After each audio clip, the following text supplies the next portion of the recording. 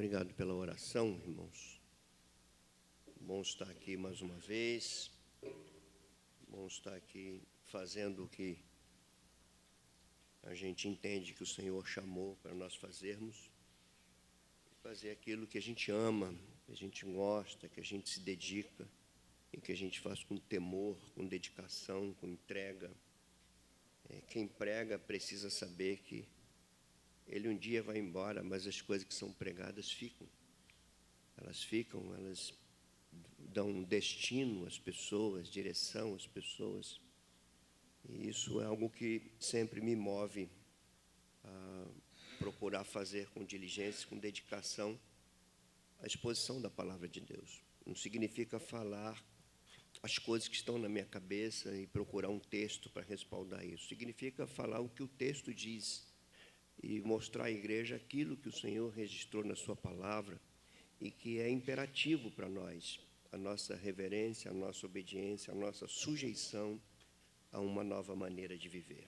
E a gente tem partilhado aqui, desde domingo passado, né, eu falei para vocês que a gente entrou num outro momento de direção de sermões aqui na nossa igreja, e que vamos até o mês de novembro trabalhando 3 blocos que eu considero muito importantes para a saúde de uma igreja local, a saúde de cada membro desta igreja e a força que nos move.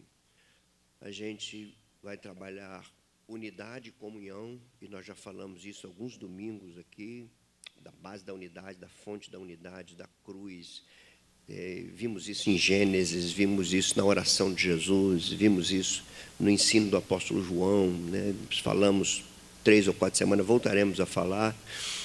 E desde a semana passada nós estamos pegando um outro bloco que fala de santidade e vida piedosa, fundamental para nós.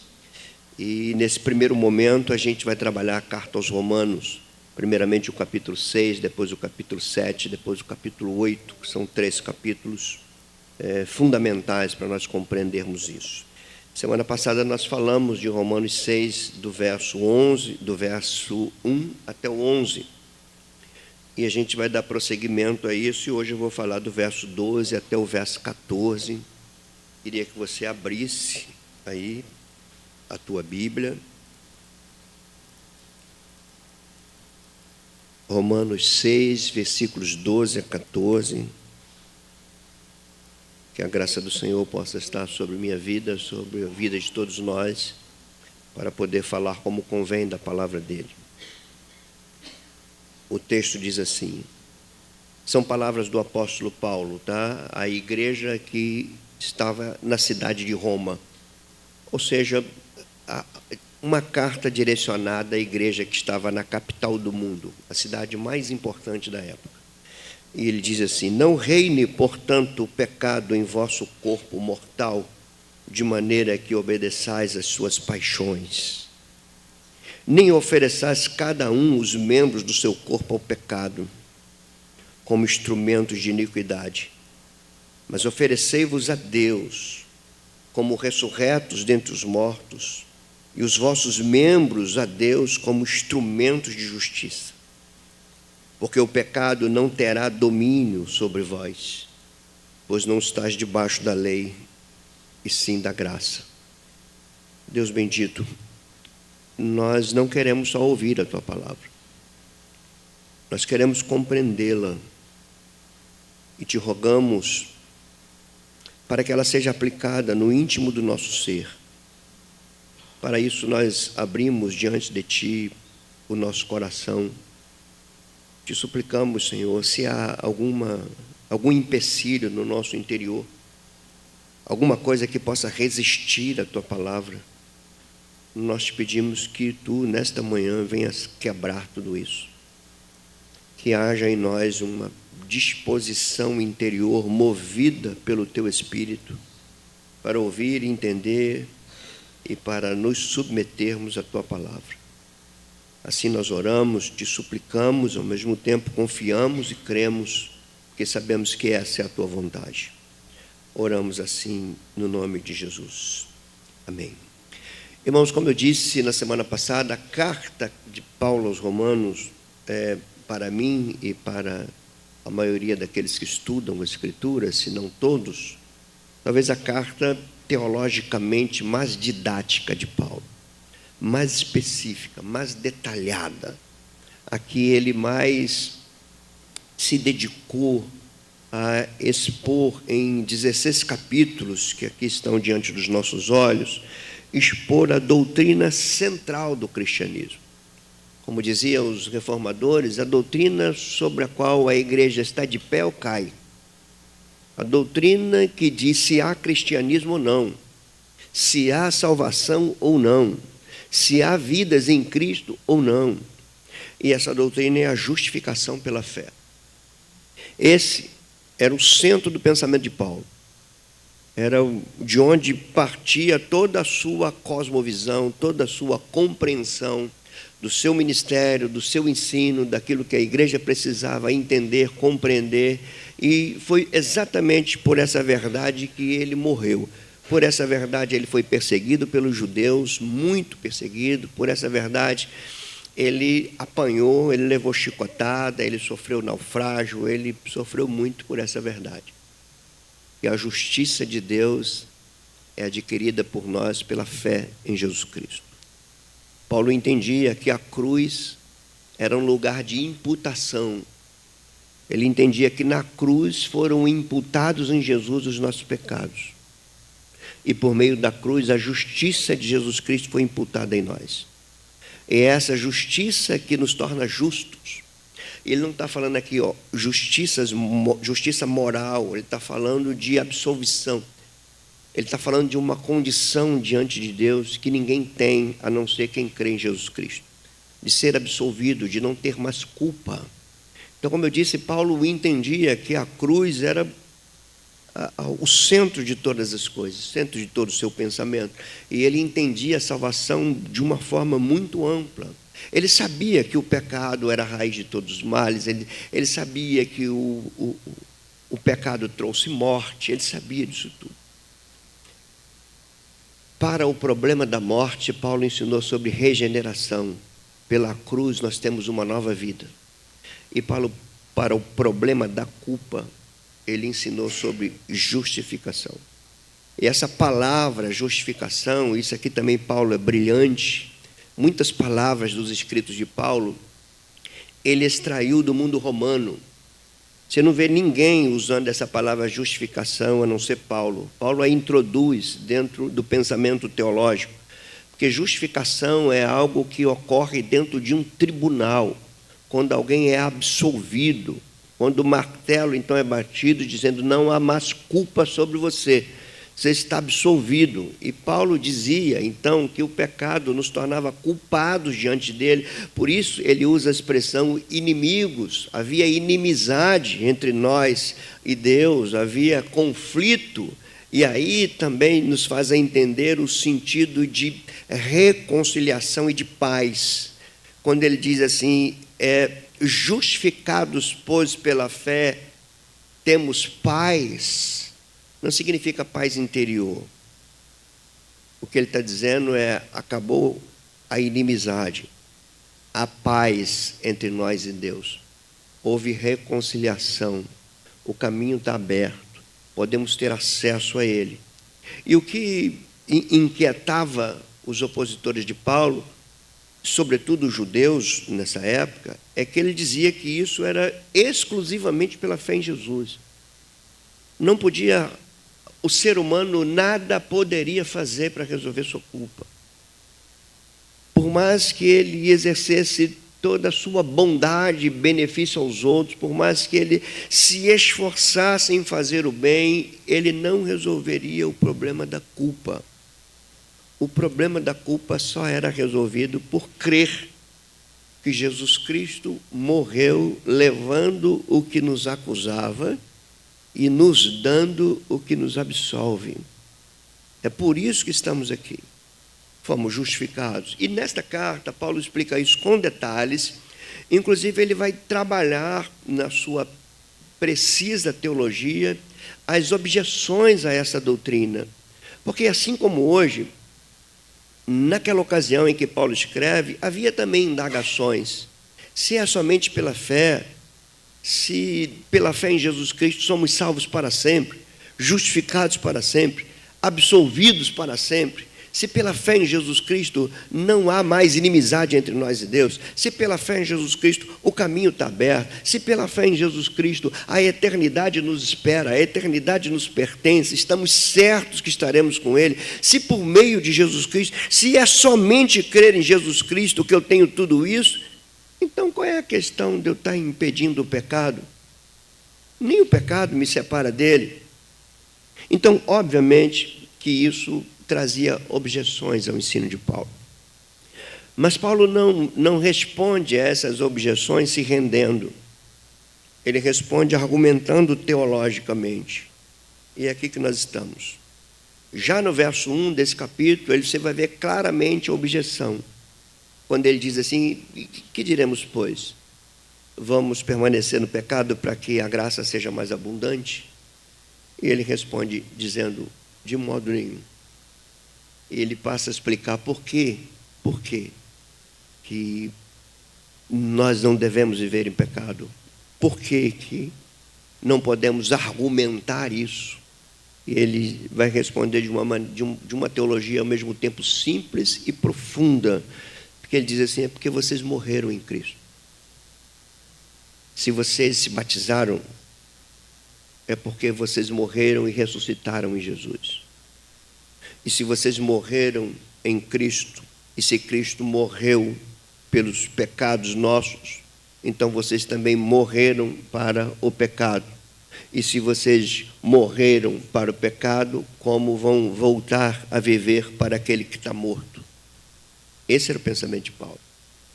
Ele entendia que o batismo não era um ritual visível sem que esteja conectado a uma realidade não visível. Ele entendia isso, eu acho, particularmente, que isso a gente precisa refletir muito sobre nossa profissão de fé, sobre aquilo que afirmamos, até você que está aqui, o dia que você se batizou nas águas, o que significava aquilo. Para Paulo, as coisas eram indissociáveis.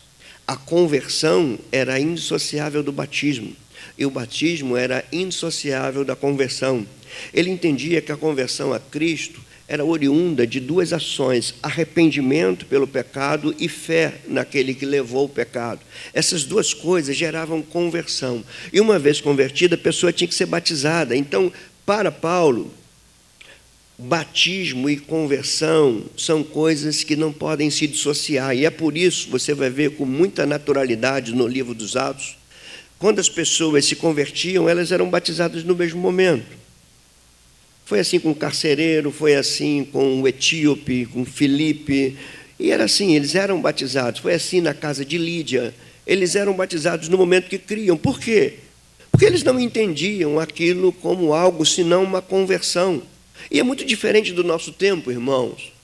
Porque naquele tempo você estava dizendo assim, Jesus Cristo agora é o meu Senhor, não é mais César. E eles entendiam que quem assumisse essa profissão de fé, quem assumisse essa confissão, que Jesus Cristo é Senhor, de fato está convertido, de fato está unido a Ele, e de fato tem que tornar isso visível, e o primeiro ato de tornar isso visível era o batismo nas águas. Quando você lê nesta mesma carta em Romanos, quando ele diz assim, se com a tua boca confessares a Jesus Cristo como Senhor, e no teu coração você crê que Ele ressuscitou dentre os mortos, então você é salvo, ou serás salvo. Para Paulo, a salvação estava diretamente relacionada a uma confissão de fé, e não é uma verbalização da minha fé, é a confissão de um senhorio, é a confissão de um governo. Tem alguém que reina sobre a minha vida, não é César, é Jesus Cristo.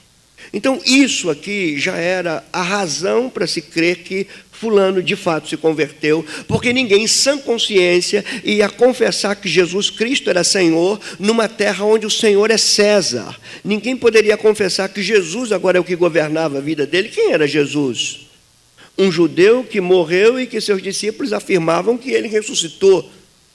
E ele agora é Senhor dessas pessoas todas, e a palavra grega aqui utilizada é uma palavra chamada Kyrios, que quer dizer aquele que governa, aquele que manda. É a palavra grega que traduz o Yahvé do Antigo Testamento. Eles estão mostrando que Jesus Cristo, eles confessam a Jesus como Senhor, porque Jesus é Deus encarnado. Então tem complicações grandes. Por isso eles eram batizados no mesmo momento. Porque, como disse Paulo aos Coríntios, ninguém confessa Jesus Senhor se não for pelo Espírito. É muito diferente de hoje. Somente o Espírito convencendo para as pessoas falarem assim: Jesus Cristo é o meu Senhor. Então, pensem em pessoas cruzando o caminho uma da outra no primeiro século do Império Romano. Pensem em duas pessoas, vem um romano daqui, um cristão de lá, e o romano diz assim, cumprimentando, como a gente diz bom dia, boa tarde, boa noite, graça e paz. Ele dizia assim: César é o Senhor. E o cristão levantava a mão e diz: Jesus Cristo é o meu Senhor. Só convertido para fazer isso. Por isso que ele diz: somente pelo Espírito. Porque somente pelo Espírito você estava disposto a morrer por esse nome que você confessa. Então, isso era uma realidade. Óbvio, irmãos, que os tempos se passaram e esse hábito mudou. Nos tempos de Paulo, afirmou Jesus Cristo é Senhor, eis aí a água, o que me impede? Seja batizado. Porque de fato você se converteu. Com o passar do tempo, o batismo já não era mais imediato. Primeira pessoa declarava que cria em Jesus, que Jesus era o Senhor, e depois ele passava um bom tempo sendo testado para ver se ele de fato era convertido a Cristo, e depois que era batizado. As coisas mudaram. Mas eu quero pegar aqui no âmago, eu quero pegar aqui o ponto principal. A verdade bíblica, a verdade que Paulo nos ensina é que não tem como dissociar o batismo nas águas como uma imersão em Jesus Cristo. Não há como eu dizer que eu fui batizado nas águas se eu não morri e ressuscitei em Cristo. E não há como eu falar que morri e ressuscitou em Cristo se eu continuo com a mesma vida que eu tinha, se eu alimento os mesmos hábitos que eu desenvolvia. Tem alguma coisa contrária aqui.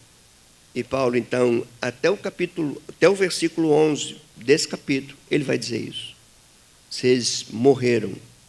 E a prova disso foi quando vocês se batizaram. Ou vocês ignoram que quando vocês foram batizados na morte de Jesus, para assim como que ele ressuscitou, vocês também andem em novidade de vida. É como se Paulo falasse: o que é isso para vocês? É balela? É discurso de escolinha? Ou é uma realidade espiritual?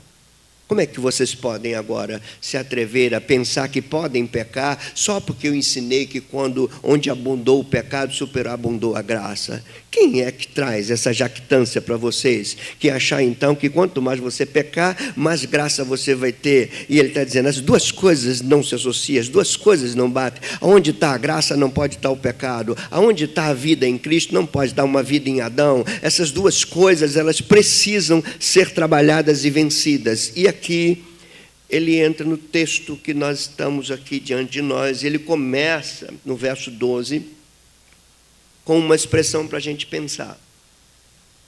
Ele diz, não reine, portanto. Aqui é um imperativo. E quando você lê a expressão assim, não reine, o que você pensa?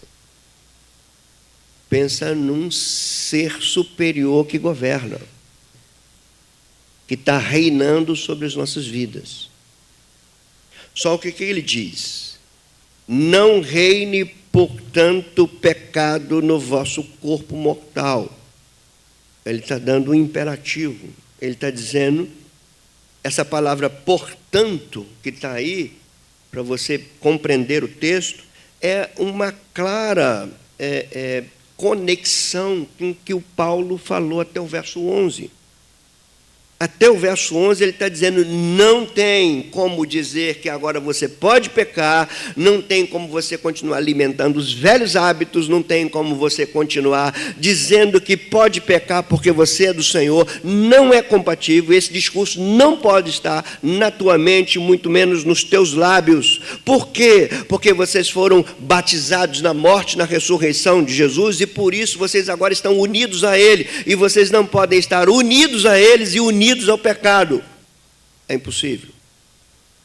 Só que tem um ponto. Paulo, então, compreende que, embora estando em Cristo, o pecado ainda tem influências sobre os cristãos. Eles estão em Cristo, é uma realidade. Mas dentro do seu corpo, da sua mente, dos seus pensamentos, ainda existem impulsos do pecado. Por isso que ele diz: não reine, portanto, o pecado no vosso corpo mortal, para que vocês venham obedecer às suas paixões. Aqui é o ponto. Ele está dando uma ordem: não reine, portanto, e ao mesmo tempo ele está admitindo que existem paixões do pecado. E o que ele está falando agora é: vocês não vencem do jeito que vocês pensam que vencem. E, irmãos, eu refletia sobre isso, porque todos nós que estamos aqui,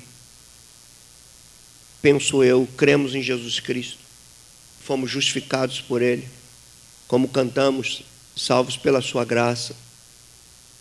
Todos nós somos, e todos nós também temos em nós inclinações, paixões, tentações, coisas que às vezes a gente parece que nós não conseguimos domar. Aqui Paulo fala de pecado do corpo, mas isso é extensivo. Tem o pecado também da mente, dos sentimentos, do comportamento, das relações ambíguas que nós temos. Tudo isso se refere à força do pecado que está em nós. A força do pecado que está em nós pode nos levar a ferir um ao outro, a machucar um ao outro. Podemos usar da nossa inteligência para machucar o outro. Podemos usar da nossa posição para diminuir outro. Tudo isso é possível. Paulo não está ignorando isso. O que Paulo está dizendo é possível, mas é incompatível com a nova vida. Possível é, mas com a nova vida que vocês estão em Cristo, isso é incompatível. Essas duas coisas não podem convergir, elas precisam se divergir. Elas não podem caminhar juntas, elas precisam se separar. E aqui, irmãos, o meu ponto desse sermão é santificação por meio da consagração. Porque sempre ouvimos falar de santificação e sempre ouvimos falar isso de uma forma muito equivocada. Nós achamos que santificar é deixar de fazer isso, deixar de fazer aquilo, deixar de fazer aquilo outro, e que não deixa de ser verdade. Mas a santificação, ela vem de uma atitude interna, é de uma obra interna. É quando aquilo que é externo é movido por aquilo que está dentro. E aqui Paulo vai tratar disso. O batismo, pelo ponto de vista bíblico e apostólico, não é só um mergulhar nas águas, é um mergulhar numa nova maneira de viver. E a pergunta que eu tenho que fazer para mim todos os dias é: como eu tenho vivido? Se eu tenho desenvolvido a nova vida que vem de Cristo, ou se eu tenho alimentado a velha vida dominada pelo pecado, dominada pelos impulsos. E aqui eu repito, a gente precisa entender isso de uma forma mais abrangente. Que você que está me ouvindo aqui, você pode dizer: opa, disso aí eu estou livre. Eu não ando em adultério, eu não ando em orgia, eu não ando nisso, naquilo, então isso não é para mim. Só que eu estou falando que isso aqui é extensivo. Eu estou falando que também você não pode alimentar os mesmos comportamentos internos que você tinha antes que você se converteu a Jesus Cristo. Isso aqui, irmãos, tem implicações, porque vai analisar e julgar a nossa espiritualidade. Charles Spurgeon, se eu não me engano, que dizia que o pecado é repulsivo, é odioso, e todos aqueles verdadeiramente convertidos não toleram, tem uma aversão a ele, por conta da vida de Cristo. Isso era um pensamento do século XVIII, que é verdadeiro, e que não sei se hoje é lembrado. Isso, quem falava isso era Charles Spurgeon.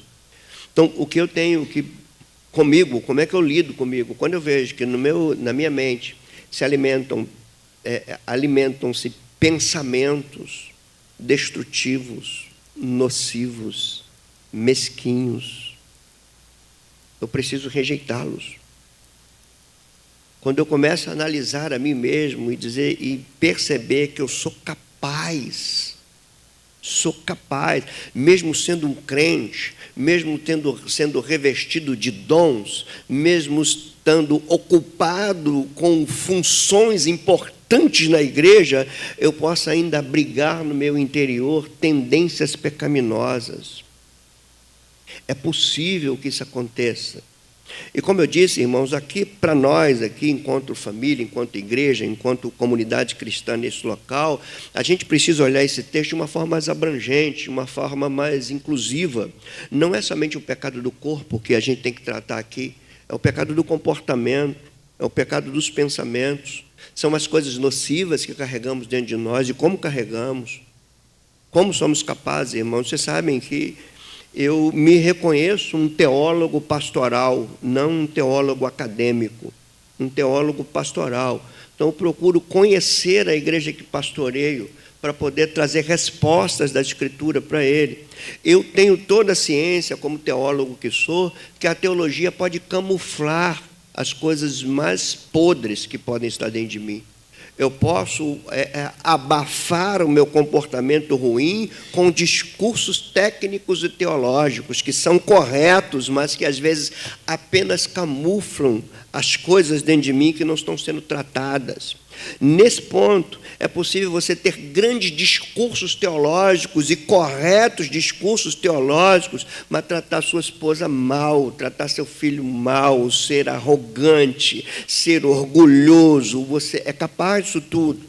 Você é capaz, e eu também, obviamente, de, enquanto estamos no nosso ofício eclesiástico, atrair a atenção de todos, mas nós somos capazes de colocar uns contra os outros, nós somos capazes de ferir aquele que nós amamos. Como eu disse na semana passada, nós somos capazes, aí uma expressão que eu acho que eu inventei no domingo, acho que não tem, nós somos capazes de desenvolver uma bipolaridade relacional por conta do pecado que tem dentro de nós.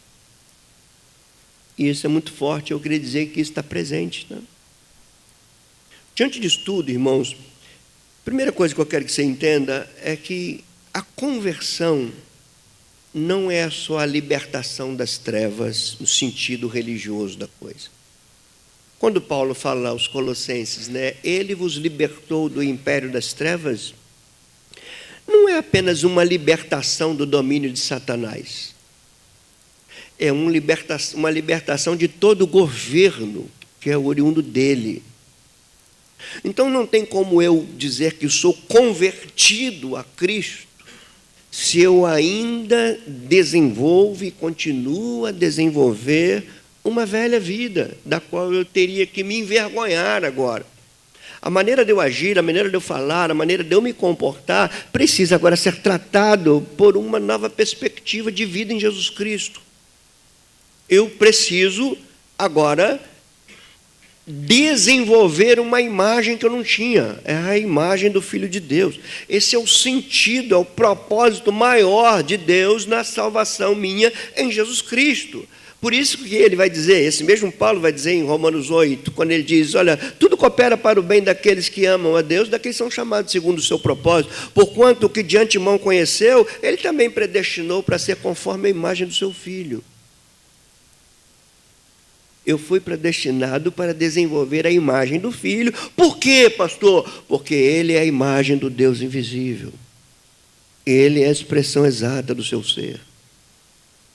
As pessoas não viam o Pai em Jesus pelos seus discursos teológicos, mas pela maneira que ele vivia e convivia.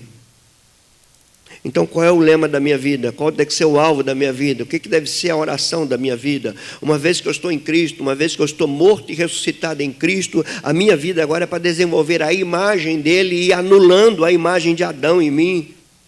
Esse é o desafio que você e eu temos. Esse deve ser o alvo da nossa oração. E repito, a imagem de Adão em nós pode se revelar em detalhes. Quando você se aborrece lá no teu trabalho e joga o peso todo para dentro da sua casa, para dentro da sua esposa, para dentro dos seus filhos, qual é a imagem que você está desenvolvendo? De uma nova vida em Cristo ou da tua velha vida, que era aquilo que você sempre fez, só que agora você é outra pessoa? Se é fato que você se batizou. Se o teu batismo, de fato, representa a tua união com Cristo. na morte e na ressurreição. Então, quando Pedro escreve a carta dele, eu vou ratificar o que eu estou falando aqui com esse texto de Pedro, para você entender que salvação não é apenas uma esperança celestial. Salvação é uma nova maneira de viver aqui. Não é esperar o céu, é demonstrar o céu. A comunidade cristã é uma comunidade de salvos. E a comunidade cristã é chamada para ser uma espécie de maquete celestial presente aqui. E isso é muito desafiador para nós, irmãos. Sabe por quê? Porque os pontos principais para você e eu tratarmos não são vistos aqui. São vistos no teu cotidiano. E você que está me ouvindo sabe muito bem o que tem dentro de você que precisa ser tratado porque não expressa uma nova vida em Jesus Cristo. Você sabe, eu sei das minhas coisas. A devocionalidade cristã, ela se inicia no mundo de Deus. E o mundo de Deus é um mundo santo.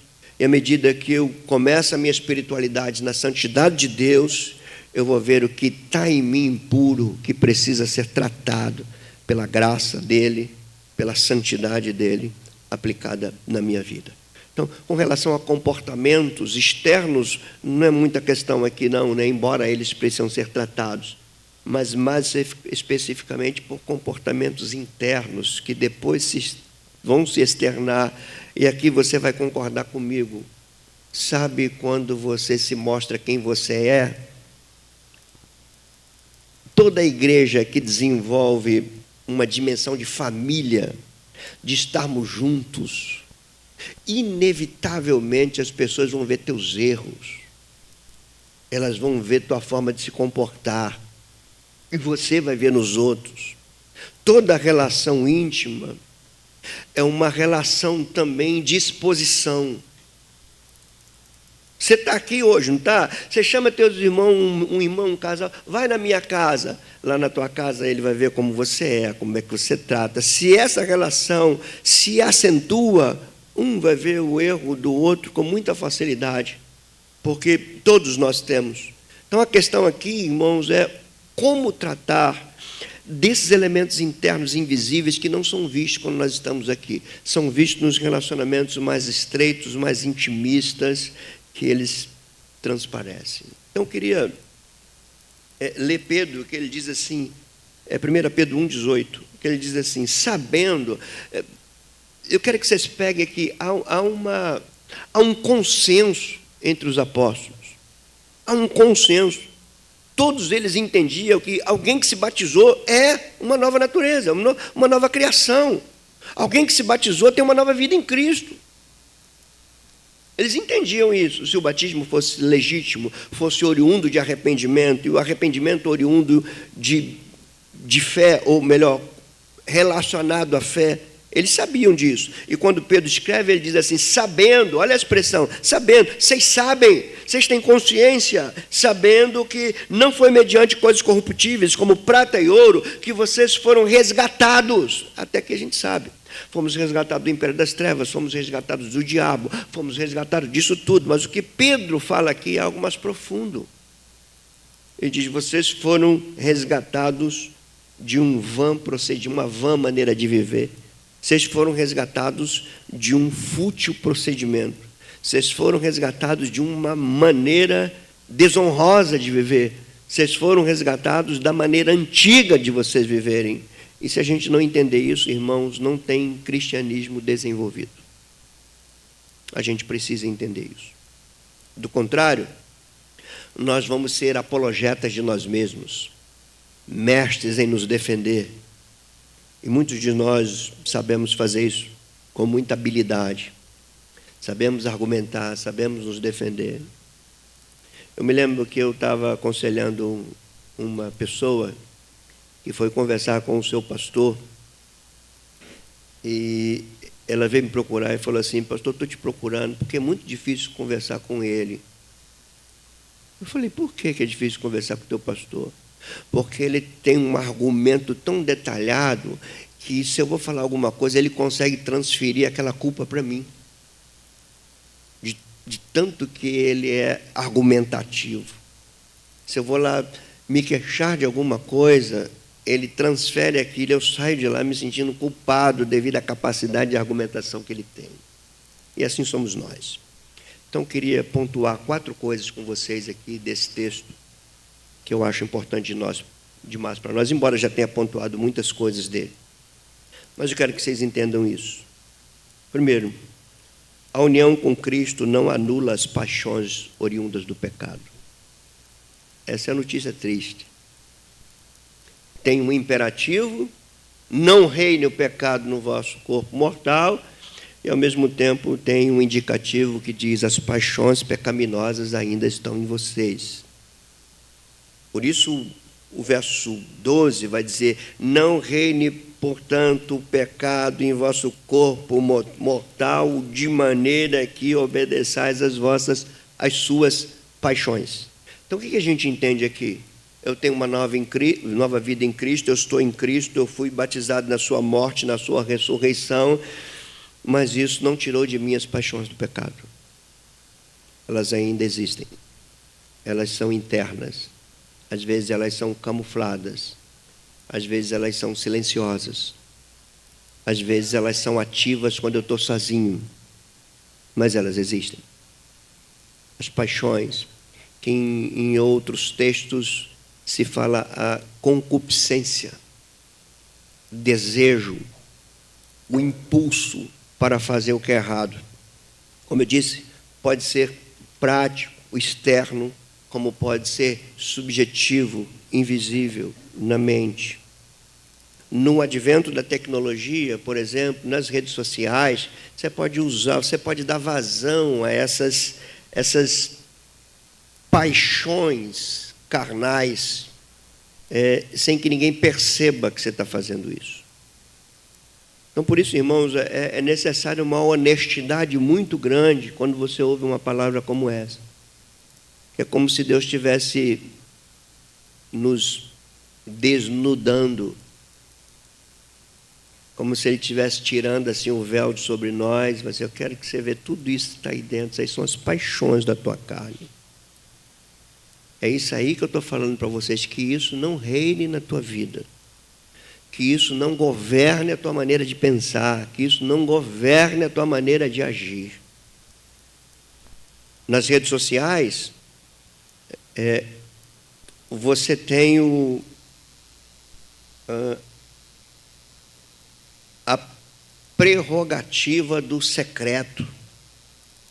Ninguém vê. Mas se tem paixões no teu corpo, e elas se manifestam de diversas maneiras, existem as paixões físicas. É por isso que você pode ir lá pegar a tua internet, ninguém está vendo, e acessar lá um site pornográfico para dar vazão às paixões da tua carne. E depois levar aquelas práticas de orgias para dentro da tua casa. E exigir isso do teu cônjuge. Não reine. Não governe. Mas existe. Está presente. Isso, irmãos, as paixões da carne, elas diferem de pessoa para pessoa. E se a gente entende aqui o diabo como grande tentador, e o diabo tenta segundo as nossas paixões.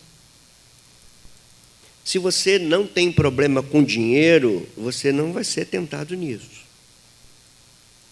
Se você não tem problema com sexo, você não vai ser tentado nisso. Mas se você tem problema de reconhecimento, se você tem um problema com o desejo pelo poder, pelo reconhecimento, por ser visto, por ser admirado, você vai ser tentado nisso. Você não tenha nenhuma dúvida disso. É nisso que você vai ser tentado. São paixões internas. E que, às vezes, são bem perceptíveis outras vezes não. Mas o ponto que eu quero compreender aqui, que eu quero que vocês entendam pelo texto, é que, embora tendo uma nova vida em Cristo, essa nova vida em Cristo não tirou de você as paixões carnais. Elas estão presentes. Está na tua vida. É por isso que você é capaz de fazer coisa que você se envergonha depois. Quando você tem o Espírito de Deus, você depois se envergonha. Como é que eu pude fazer isso? Como é que eu pude agir dessa maneira?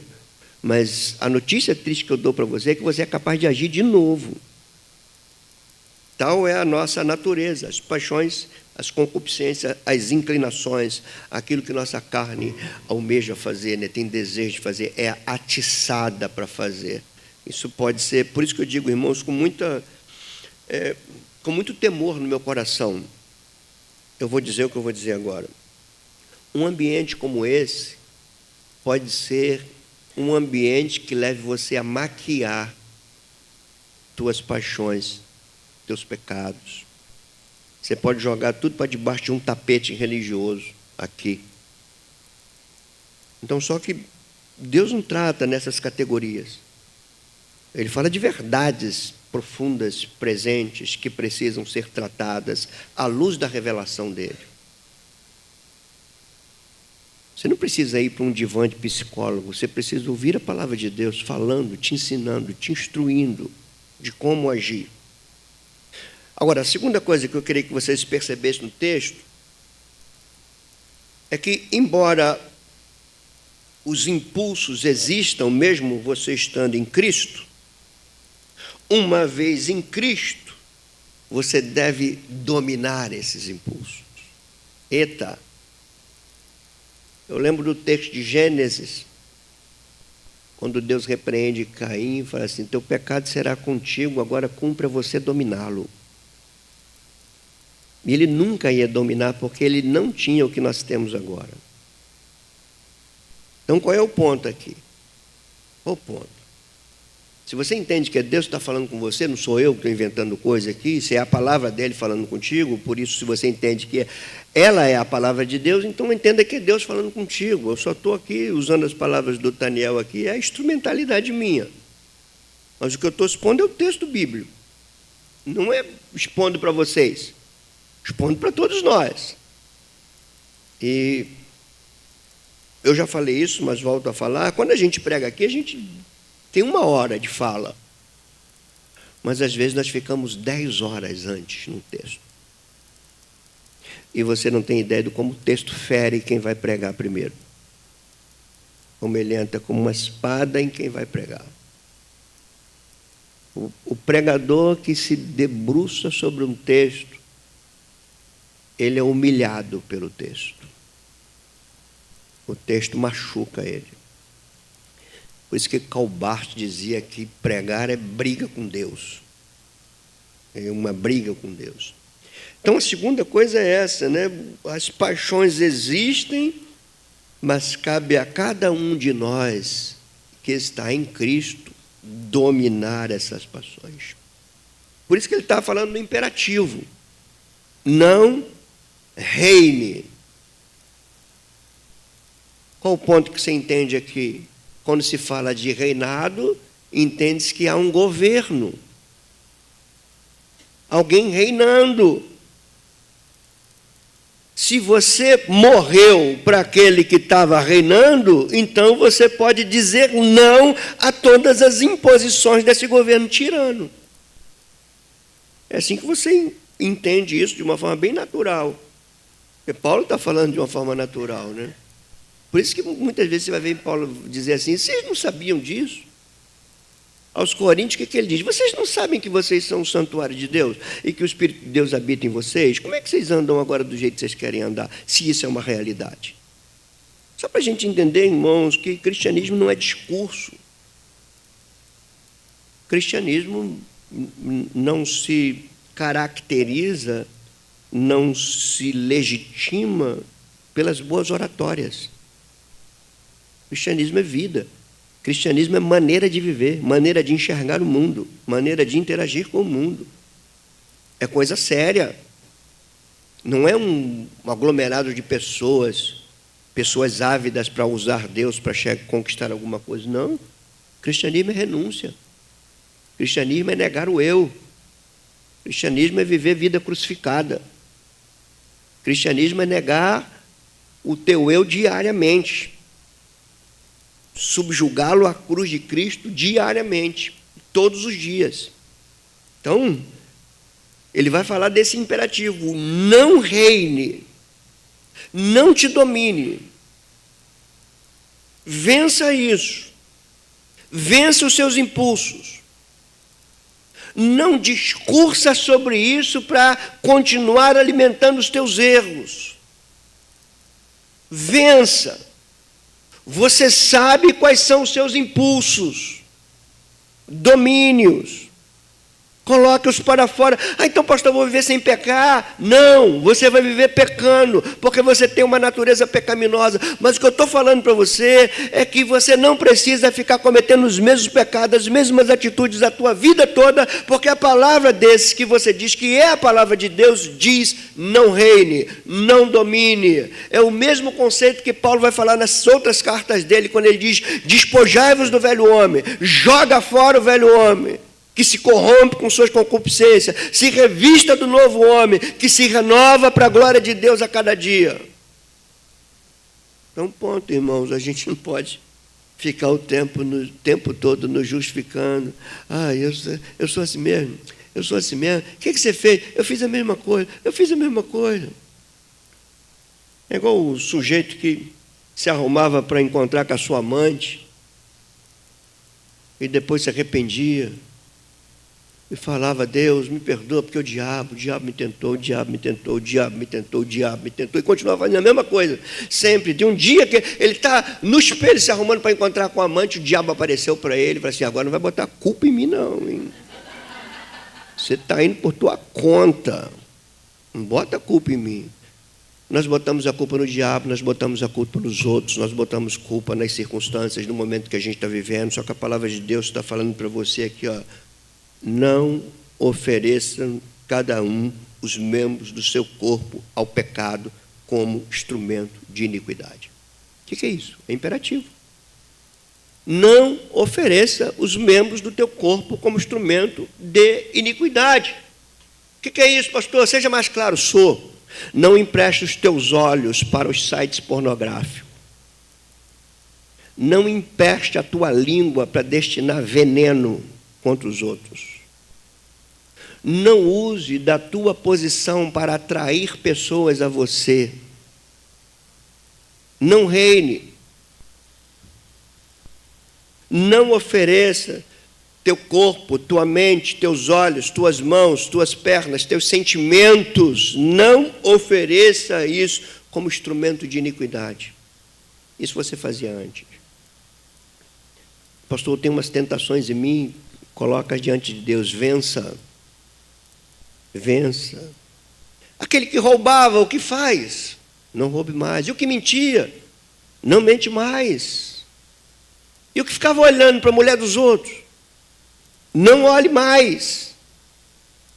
E o que se sentia seduzido pelo decote de uma mulher? Não fique mais. Não olhe. Atravessa para o outro lado da rua. Não reine. E aquele que usava de sutileza no seu discurso para colocar um contra o outro, não faça mais isso. Não ofereça a sua vida como instrumento de iniquidade. É o que Paulo está dizendo. E a segunda coisa que a gente tem que entender aqui. E até aqui você está falando: meu pai, e agora? O que é que eu faço? Como é que Paulo vai me dar uma ordem dessa? Como é que a palavra de Deus vai me dar uma ordem dessa? Quando Paulo fala assim: não ofereçais cada um os membros do seu corpo como instrumento de iniquidade, o que se entende daqui? Que o crente pode exercer domínio sobre os seus impulsos. Se não pudesse, não estava aqui. Só que eu vou dizer uma coisa, você vai concordar comigo que você não é bobo, porque se você não concordar, você mente. Escuta aqui. Entre a tentação e a prática do pecado que você foi tentado, tem um espaço de tempo que o Espírito Santo já falou contigo: não entra por aí, não vai, não faça isso. Sabe o que você e eu às vezes fazemos? É o que está contido no Salmo 10, no Salmo 14, no Salmo 53, no Salmo 36. O que é, pastor? Diz o insensato no coração: não há Deus. E depois que ele tira Deus, ele então está livre com a sua mente para cometer aquilo que Deus não quer que ele cometa. Pode ler, Salmo 10, Salmo 14, Salmo 53, Salmo 36. Todos eles vão falar assim: o insensato maquina o mal no seu coração. É aqui dentro. Somos tão complicados, irmãos, que às vezes nós vamos deitar maquinando o mal. Acordamos já com o mal sendo gerado, dando a luz ao mal. Então, os membros do corpo não podem jamais serem oferecidos como instrumento de iniquidade. Isso é imperativo bíblico. Aí eu te levo a um terceiro ponto aqui desse texto, que você vai perguntar: como dominar isso? Aí entra a metáfora que Paulo está usando aqui. Vocês não estão mais debaixo da lei do pecado. Por isso não reine, portanto. Ele não governa mais vocês. Vocês não estão mais debaixo da lei do pecado, vocês estão debaixo de uma outra lei. Essa lei, ele vai falar em Romanos 8, nessa mesma carta aí. Em Romanos 8, ele vai falar assim, deixa eu ver se eu posso falar de cor. Ele diz: agora nenhuma condenação há mais para os que estão em Cristo Jesus, porquanto o que era impossível à lei, porque estava enferma pela carne, isso fez Deus, enviando o seu Filho em forma de carne, para que na carne ele condenasse o pecado, para que a justa exigência de Deus se cumprisse naqueles que estão em Cristo. Ele vai falar assim: a lei do Espírito da vida te livrou da lei do pecado e da morte. Isso é Romanos 8. Repare que ele está falando de governo, de leis que dominam. Qual é a lei que te dominava? A lei que nos dominava era a lei do pecado e da morte. Deus anulou essa lei, será?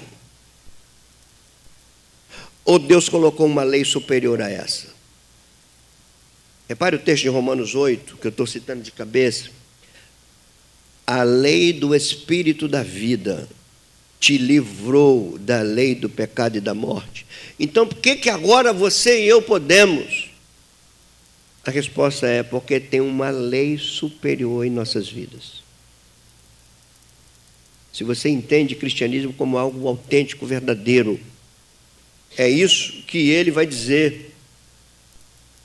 Quando ele diz assim: o pecado não terá domínio sobre vocês, porque vocês não estão mais debaixo da lei, vocês estão debaixo da graça.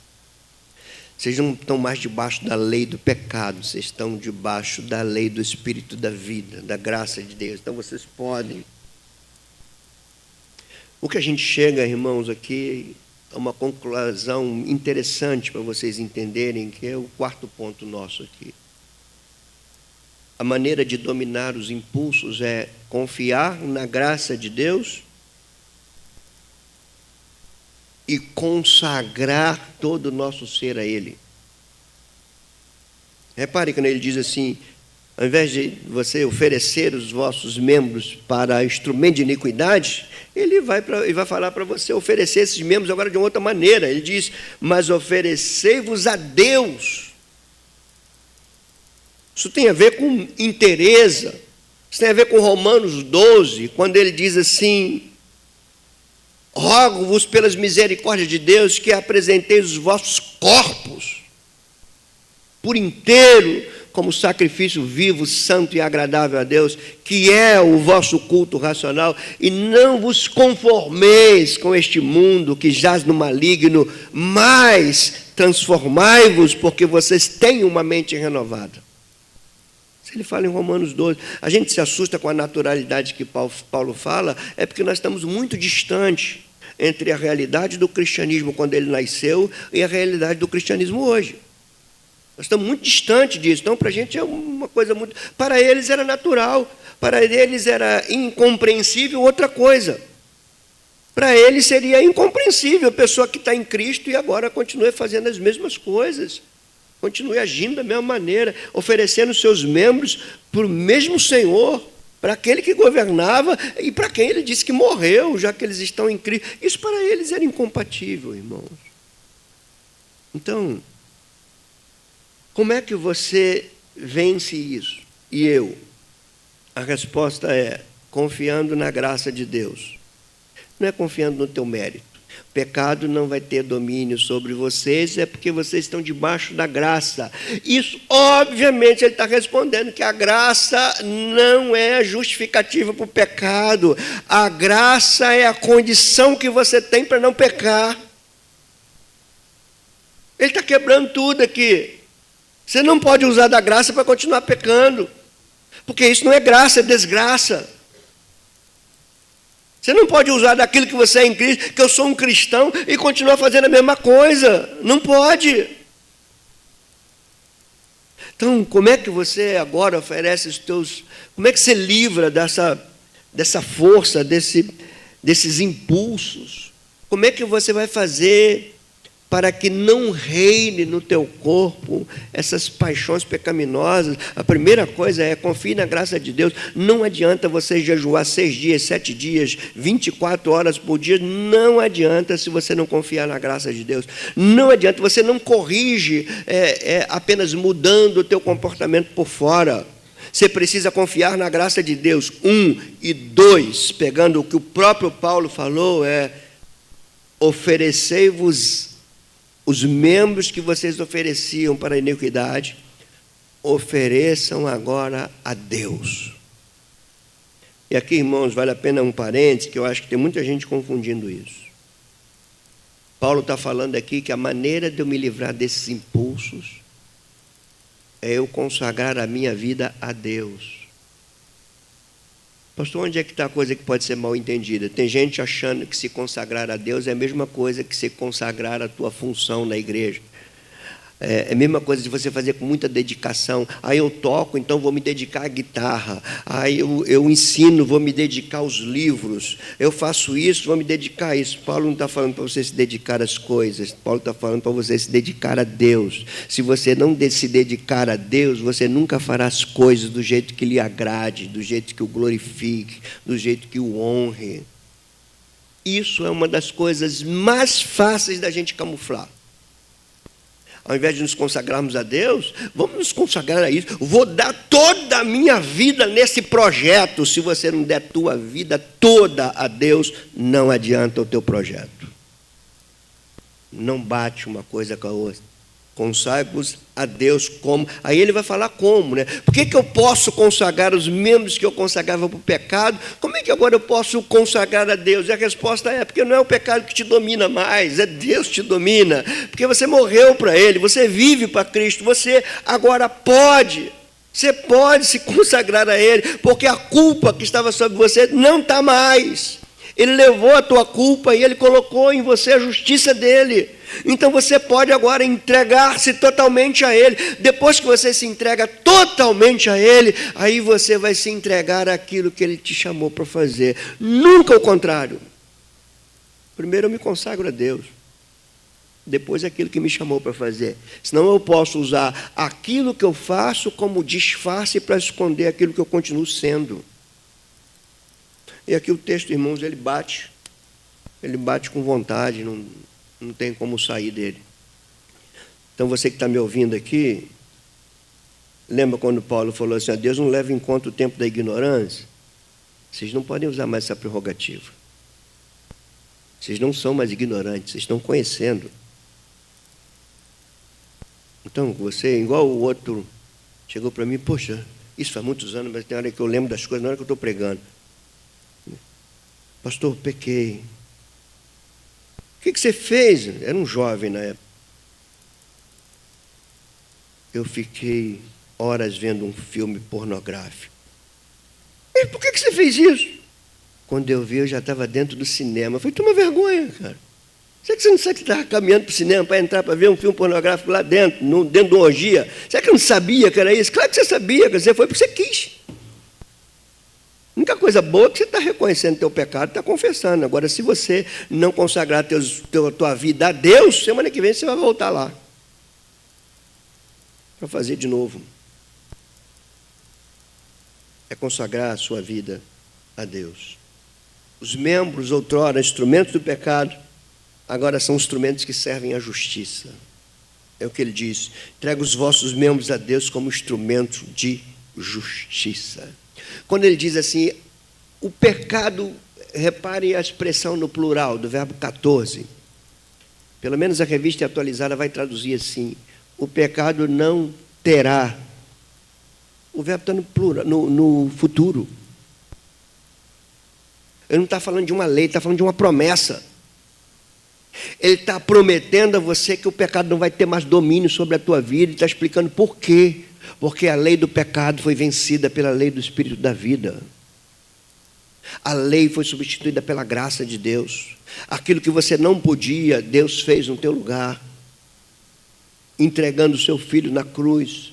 Agora você pode, ele não terá domínio sobre vocês. Essa é a palavra para te encher de esperança nessa manhã, porque você está ouvindo aqui e talvez você esteja assim: caramba, como eu posso fazer a mesma coisa? Como é que eu estou até com vergonha de chegar semana que vem e falar: pastor, eu fiz a mesma coisa, aconteceu de novo, aconteceu de novo, aconteceu de novo. Qual é a palavra que vai te trazer esperança?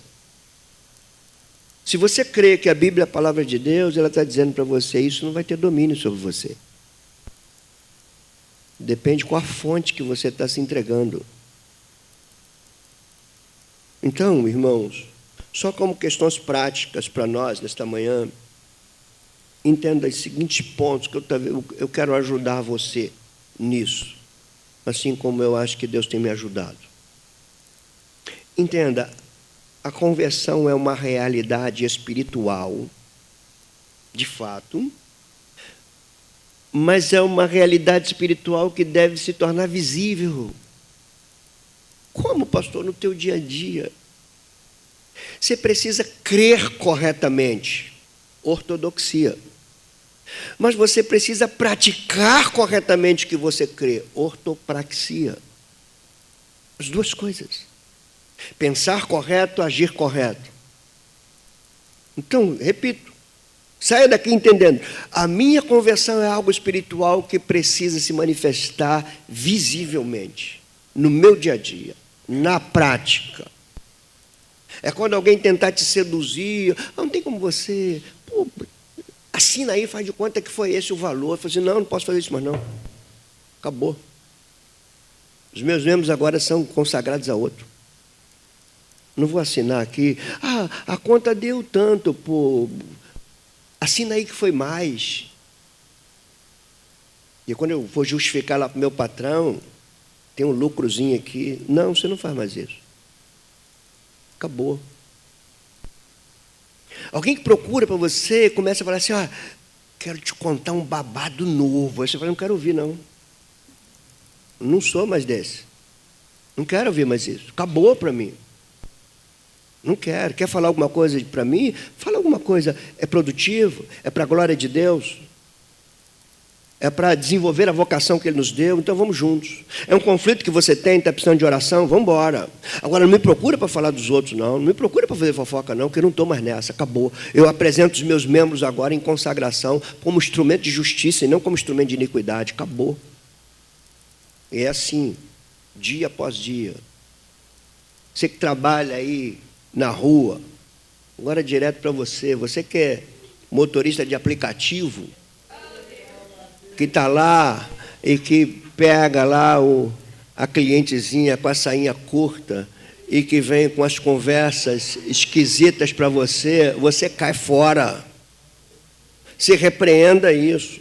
Irmãos, quando eu estou falando assim, até parece que não acontece, né? Se não acontecesse, eu não estava falando aqui. Isso acontece. Isso acontece.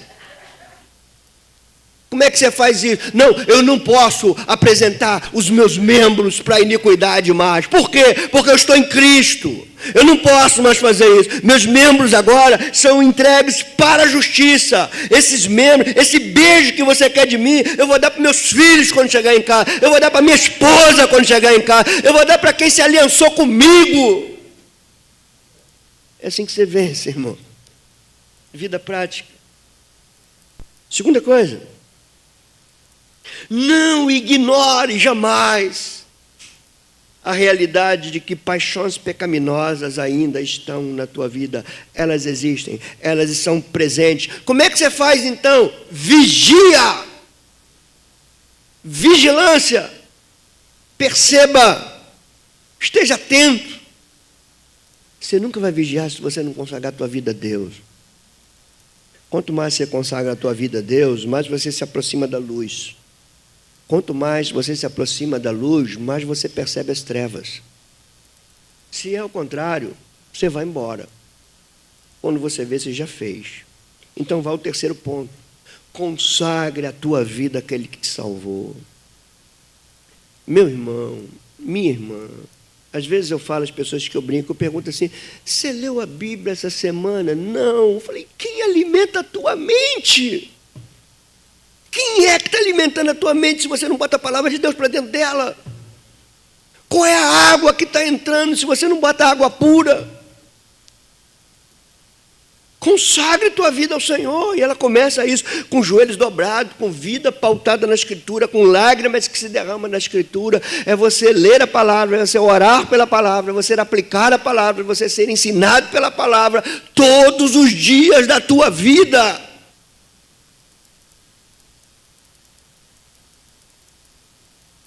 Irmãos, tem coisas assim que são impressionantes demais. E às vezes eu pergunto assim, bem que você está lendo a Bíblia? Não. Aí eu afundilo a pergunta. Quantas vezes você leu a Bíblia de domingo passado até hoje? E quando a pessoa é bem honesta, diz assim, nenhuma. Irmãos, não tem coisa que entristece mais um pastor do que ouvir uma coisa dessa. Porque eu sei que a gente não vai a lugar nenhum sem a Escritura. Se a gente não entender a Escritura, se você não se dedica à Escritura, com certeza você vai se dedicar a outra coisa. Outra coisa vai ocupar a tua mente, você pode ter certeza. Deixa a Escritura lavar você. Quarto, reveja, direcione a tua dedicação. A quem você tem se dedicado? Eu tenho dedicado tanto ao meu trabalho que eu não tenho tempo de orar. Então você não está se dedicando a Deus, você está dedicando a algo que Ele te deu. Você é idólatra. Você está colocando alguma coisa no lugar daquele que te deu. Ah, por que você não está vindo na igreja mais? Porque agora eu estou trabalhando muito. Quem te deu o trabalho? Foi Deus. Deus te deu o trabalho para você colocar o trabalho no lugar dele. É isso. Então hoje, se você ouviu, se Deus falou contigo, reveja, direcione a tua dedicação. Para que você está se dedicando? Ah, eu estou dedicando a um projeto, eu estou mergulhando a minha vida no teu projeto, nesse projeto. Será que você está se dedicando a Deus que te iluminou? Que mostrou na tua mente isso? A quem você dedica? Direcione a tua dedicação. Ah, eu estou me dedicando aos filhos. Dedique-se a Deus, senão você não vai nem compreender teus filhos. Quinto, saiba, acredita que você está capacitado a dizer não aos impulsos. É possível que hoje mesmo você seja tentado.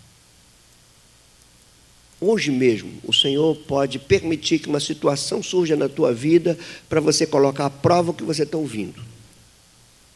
É possível. Então, saiba que você está capacitado a dizer não aos teus impulsos, seja ele impulsos físicos, sejam impulsos psicológicos, sejam intelectuais, seja lá qual for, diga não aos impulsos, quando esses impulsos não serem impulsos para a justiça, e sim para a iniquidade. Dome, diga não. Isso não glorifica a Deus. E por último, se você entende que esse Deus te salvou em Jesus Cristo, que te deu a lei do Espírito da vida, que fez com que a graça desse a você força para vencer o pecado, que te deu capacidade a dizer não ao pecado, a não permitir que o pecado reine, porque tem outro Senhor sobre a tua vida, o pecado não é mais Senhor da tua vida. Se você acredita nisso tudo, então leve essa mensagem a outros. Evangelize. Fale para as pessoas. Eu tenho dito e repetido aqui, irmãos, e nós precisamos refletir muito nisso. A igreja, o cristianismo, nas últimas décadas, isso está sendo alertado desde a década de 90, num concílio que teve na cidade de Cambridge, nos Estados Unidos, que a igreja estava substituindo a evangelização pela ação social. E isso é um fato, a gente tem que admitir isso. Se você reparar bem, os apóstolos, o que eles ensinaram mais? Quando você vê Paulo entrando em Atenas, o texto é bem claro, diz que o Espírito se revoltou nele. Por quê? Por conta da idolatria que havia na cidade. O que revoltava Paulo, mais do que tem gente passando fome, era Deus estar sendo desonrado. Era a glória dele sendo usurpada. A gente precisa rever os nossos conceitos, senão as coisas não vão para o seu lugar certo, irmãos. Precisamos rever isso. Precisamos voltar a evangelizar. Só nós temos a palavra de vida eterna. Só nós temos aquilo que nenhuma religião tem. Só nós podemos dizer onde está a solução do ser humano. E eu estou falando para você, a solução do ser humano não está em ele deixar de ser um homem mau para ser um homem bom. É deixar dele ser um homem morto para ser um homem vivo em Deus. E daí ele desenvolve a sua vida. E só quem tem isso somos nós. Há quanto tempo você não lembra de convidar alguém para estar na igreja? Há quanto tempo que você não lembra de interceder pelo teu vizinho que não conhece a Deus, que não conhece a Jesus Cristo? Então, se Deus falou com você, como tem falado comigo, nessa manhã, renda-se a Ele. Renda-se a Ele. Não saia daqui sem se render a Ele e falar assim, eu não quero mais. Não quero. Eu não quero que minhas mãos cooperem para o meu casamento ser destruído. Não quero. Não quero que meu procedimento colabore para que relacionamentos sejam destruídos, uma igreja seja dividida, o evangelho não seja pregado, o nome do Senhor seja desonrado. Não quero isso para a minha vida. Meu trabalho para a glória de Deus, meu tempo para a glória de Deus, meus filhos para a glória de Deus, meu casamento para a glória de Deus, minha vocação para a glória de Deus, minhas amizades para a glória de Deus, meu lazer para a glória de Deus, tudo, tudo, tudo para a glória dele. Fique em pé, por favor.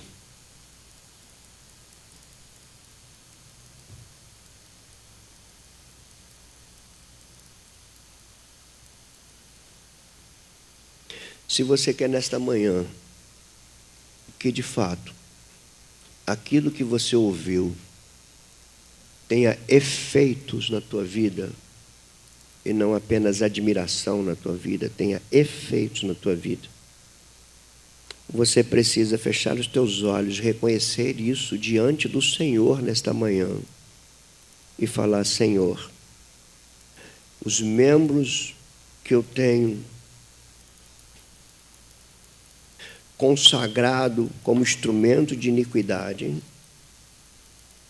diante do que eu ouvi hoje, eu quero consagrar a Ti como instrumento de justiça. Você vai falar para o Senhor hoje, aí no teu silêncio, se essas ações pecaminosas são recorrentes na minha vida, eu quero sair daqui me apropriando de uma verdade. O pecado não tem domínio sobre mim. Eu não ignoro suas paixões, mas eu não estou mais debaixo do seu governo. Eu estou debaixo da lei do Espírito da vida em Cristo Jesus. Bendito Deus.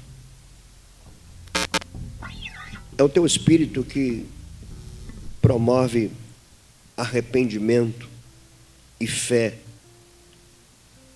É teu Espírito que nos leva à conversão a Ti. Então, nesta manhã eu oro, Senhor, é uma oração por hoje, é uma oração por essa igreja daqui por diante. Que possamos desenvolver vidas consagradas a Ti. Os nossos talentos, tudo que Tu nos deste, seja consagrados para instrumento de justiça. Mas, Senhor, o primeiro ponto que nós queremos é uma consagração total a Ti. Eu oro, Senhor, para que os homens que estão aqui sejam de fato homens de Deus, que sejam cabeça nas suas casas, que levem às suas casas a tua palavra, que leve amor às suas esposas, respeito, companheirismo, que as esposas que aqui estão comecem a ver nos maridos homens de Deus, consagrados a Ele. Eu oro para que tenha nessa igreja, Senhor, famílias guiadas pela Tua palavra, dirigidas pelo Teu ensino, Senhor. Senhor Deus, Tu sabes da luta que é pregar a Tua palavra e procurar edificar a Tua igreja. Tu sabes disso, Senhor. Tu tens nos dado o melhor da Tua palavra, Senhor. O melhor. Não tem nos faltado a Tua palavra, Senhor. Então hoje nós curvamos nossas cabeças, confessamos a Ti, esperamos em Ti. Aqui estão adolescentes ouvindo Tua palavra, Senhor. Que serão eles daqui a alguns anos? Para quem eles estarão oferecendo seus membros, os membros do seu corpo, seus sentidos, sua inteligência, tudo que Tu deste a eles? Para quem? Guarda todos nós, adultos, pais, esposas, maridos, filhos, ministros da Tua casa, pastores como eu. Alguns estão aqui. Que o ministério para nós, Senhor, não seja uma muleta sem a qual a gente não anda. Que o ministério para nós seja para glorificar o Teu nome, para honrar o Teu nome, Senhor. Guarda-nos, Deus. Continua a nos falar com os restantes dos versículos desse capítulo no próximo domingo. Mas hoje nós queremos sair daqui convertidos. Queremos vidas convertidas a Ti. Aquele que não lia, passe a ler. Aquele que não orava, passe a orar. Aquele que não amava, passe a amar, Senhor. Aquele que não respeitava, respeite. Aquele que mentia, não mente mais. Aquele que abrigava sentimentos nocivos no seu coração, não abrigue mais, Senhor. Venha sobre nós Tua santidade, Tua graça, Tua bondade, Senhor. Precisamos de Ti. Em nome de Jesus nós oramos, Senhor. Amém.